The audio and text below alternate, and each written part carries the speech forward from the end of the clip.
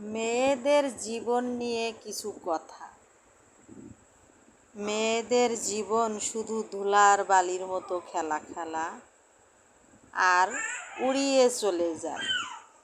স্বামীর হাতেও চলে যায়, ছেলে মেয়ের সন্তানের হাতে, শ্বশুর শাশুড়ির হাতে। মেয়েদের জীবনে সারা জীবন পরের অধীন হয়েই থাকে। যখন স্বামীর কালে সংসার করে, কত কষ্ট পরিশ্রম, সুখ দুঃখ সাথে করে, লড়াই যুদ্ধ করে সংসারটা গড়ে তোলে। সেই স্ত্রী একদিন কি হয়? সেই স্ত্রী একদিন অবহেলার পাত্র হয়ে যায়। যখন স্বামীর সংসারে যুদ্ধ করে, স্বামীর সংসার উন্নতি কিংবা সুচাল করে, কিন্তু তখন স্বামীর ভালোই লাগে। আর যখন বয়স কেরমি ভারের দিকে চলে যায়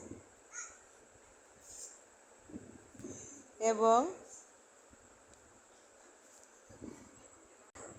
স্বামীর মন আর তখন পাওয়া যায় না, স্বামীর মনের দিকে তাকানো যায় না।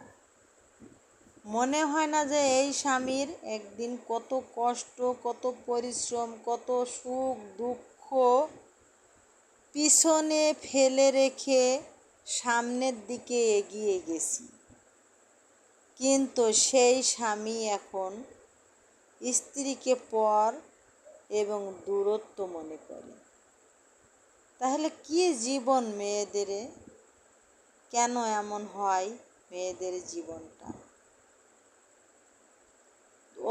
বর্তমানে যখন স্বামী কাউকে পায় না, তখন শুধু স্ত্রী থাকে তার জীবনে।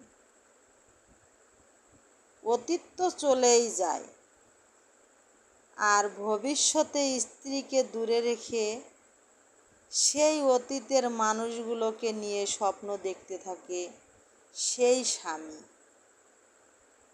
জীবনটা যদি গড়ে ভেঙ্গে চুরে চুরমার করে নতুন করে গড়ে তোলার হতো, তাহলে স্ত্রীরা এমনই করতো, কিন্তু না, কখনো হয় না এইভাবে ভেঙ্গে চুরমার করে নতুন করে আবার জীবন গড়া।